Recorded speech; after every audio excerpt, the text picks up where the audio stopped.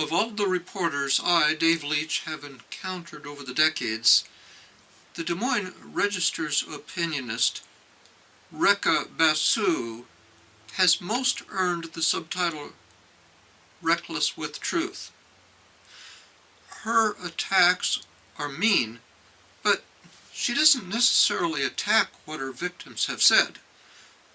Where that provides her too weak a case for her liking, she accuses her victims of saying what they may have actually refuted.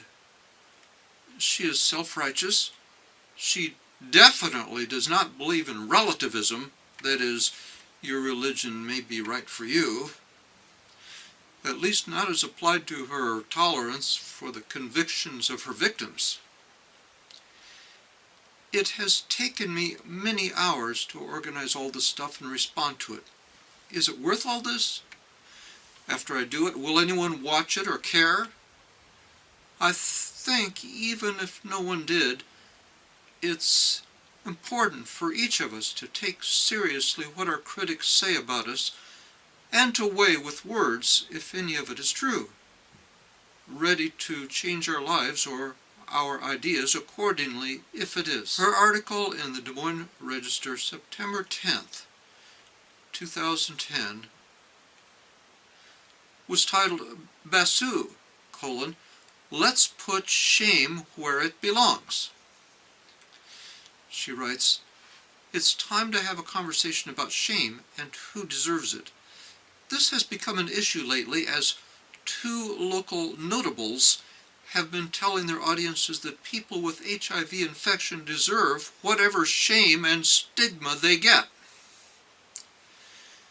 Well, that's as far as I can go without jumping in with a little editorial comment. What a vivid imagination Reckless with Truth has. Jan and I said what Romans 1:27 says, and what everyone knows, and which not even Reckless will deny, that AIDS is a likely consequence of sodomy. Neither of us said anything about deserving it, nor would we. We both know Jesus warns in Luke 13:1-5 that we all deserve whatever happens to anyone. Neither of us said anything about stigma. Reckless just makes this stuff up. She didn't read it anywhere. She didn't call me to double-check anything. Reckless with Truth is reckless with the truth, not appearing to care if anything she says is true. She can't back up any of this stuff. Furthermore, both of us made clear what everyone already knows, that some people get AIDS who are not sodomites, which fact I give for a legitimate state interest, that the state has for controlling sodomy in a way that reduces the spread of disease. But I do thank Reckless for calling me a local notable. A local notable, haha. It beats terrorist or right-wing fanatic. I wonder if Reckless is slipping to accidentally let a kind appellation in there. Well, that's the end of my editorial comment for now. Here's Reckless resuming. She writes, "One is a talk radio host who has called homosexuality a sexual disorder, gay behavior stupid, and gay people, even married ones, promiscuous. The other is a state senate candidate, that's me, running against a gay incumbent whom he calls a marriage-deluding sodomite, suggesting he has AIDS and could spread it by shaking hands." But I'm encouraged that Reckless could not find anything I had said that she could criticize, but had to make up things I never said in order to have something to slam. That does build my confidence that my actual words are above criticism. I never said Matt McCoy has AIDS or that AIDS can be spread by shaking hands. I very clearly said the opposite, and my statement was faithfully reprinted by Register writer Jennifer Jacobs, September 8th, 2 days before Rekha wrote her article. It was Matt McCoy who appeared to say that in a really weird TV commercial. I merely asked publicly if that is what he really meant to imply. And then I get blamed for being the one that said it. He refused to answer Jennifer Jacobs whether he has AIDS, and his answer about the meaning of his statement was that he intended it to be ambiguous. Well, okay, McCoy intends to plant the thought in his voters' heads that he might have AIDS, but that won't keep him from shaking hands with everybody, and then he intends to keep everyone guessing whether that's what he meant. Okay, Matt, if that's what makes life exciting for you, fine. I did describe Matt as a marriage-deluding sodomite. At least Reckless gave me credit for saying something kind about Matt. Matt got a sodomite award for his eloquent advocacy 5 years ago in killing the traditional marriage amendment, so I know Matt is proud that he was able to dilute marriage. And of course the word sodomite expresses love, since it is the word choice of God, whom everyone knows and says is a God of love. Well, here's Reckless with Truth continuing. She writes, Jan Michelson and David Leach have been responding to a series of ads sponsored by the AIDS Project of Central Iowa, in which I played a role. They feature a variety of Iowans, some known, some unknown, saying that whether or not someone has AIDS won't prevent our associating with them. Editorial comment. Well, this is very interesting that Reckless now attempts to explain the real meaning of those outrageously ambiguous ads. She says here that the scenario is someone else having AIDS and the person speaking is determined to associate with them anyway. Since this interpretation is far from clear in the ads, and was not the interpretation Matt gave in Jennifer Jacobs' article, and since Reckless suffers no pangs of conscience when she puts words in my mouth, I'm a bit leery of trusting Reckless's interpretation here. Besides, she rejects this interpretation in her next sentence, where she agrees with McCoy that the ads are deliberately ambiguous. Here's what she writes. Each of us begins a sentence with, HIV won't stop me from blank. Senator Matt McCoy, whom Leach is challenging, continues, shaking hands with my constituents. In other words, the whole sentence is, HIV won't stop me from shaking hands with my constituents. I say, or in other words, Reckless writes, what she said in the ads was, HIV won't stop me from putting a human face on people who test positive. The ambiguity about which of us has it underscores that HIV is not the sum of who we are. This is still Reckless writing. But Michelson claims HIV does discriminate against gays. Editorial comment. Michelson said sodomy increases the risk of HIV in the same way smoking increases the risk of lung cancer. Duh. Is this what Reckless disputes? Will Reckless say this is not true?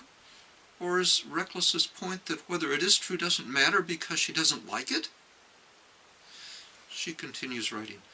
As for Leach, he wrote on his website that he fell on the floor each time he heard McCoy's ad.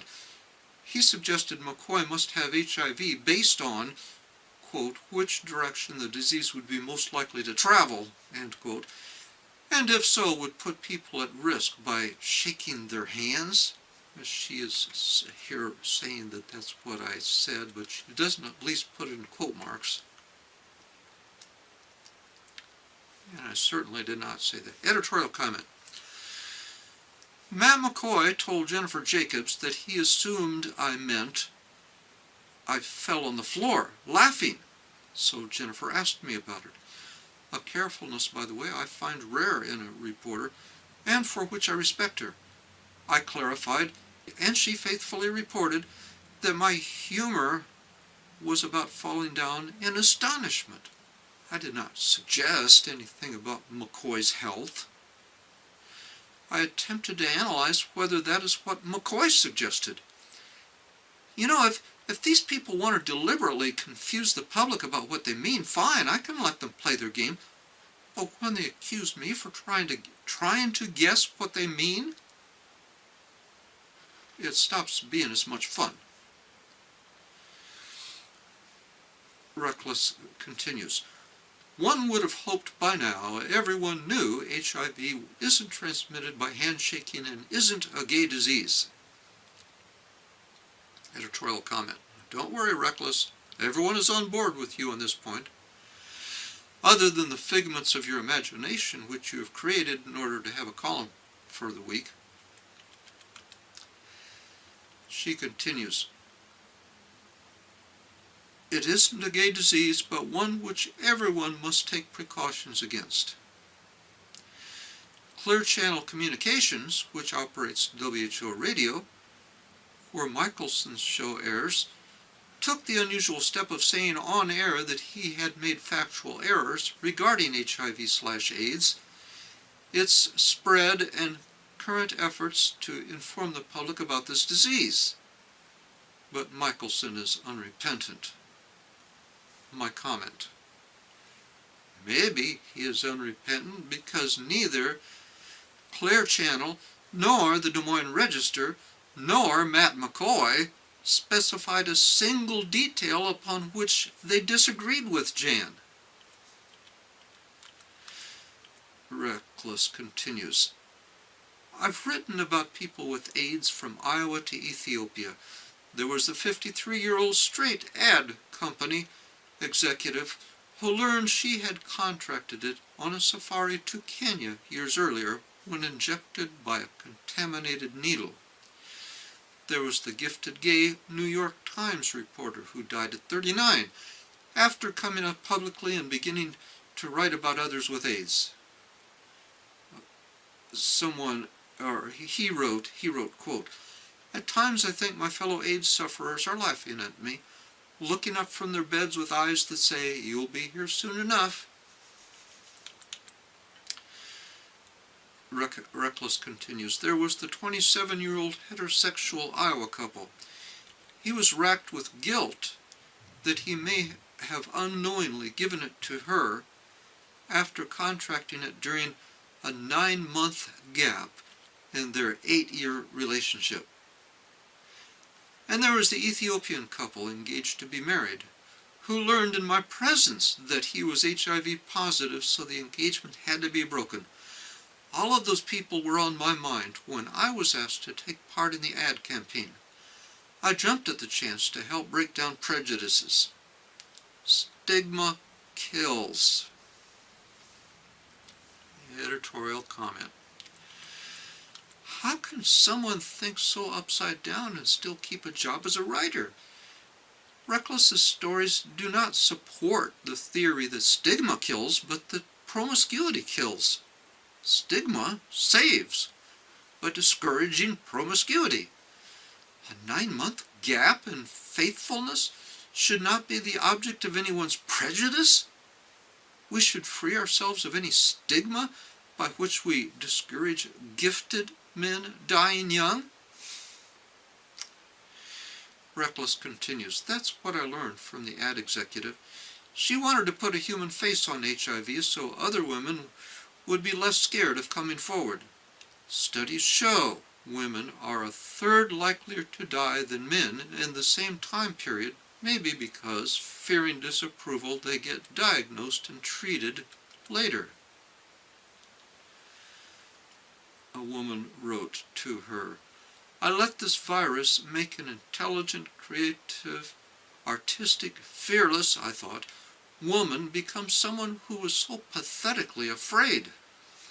Death does, by the way, editorial comment, have a way of doing that to someone who is not prepared to meet their maker. When you consider these stories in light of the horribly offensive, this is Reckless continuing. This is her final sentence. When you consider these stories in light of the horribly offensive and irresponsible things being said, you see where the shame really belongs, and it's not with the AIDS patients.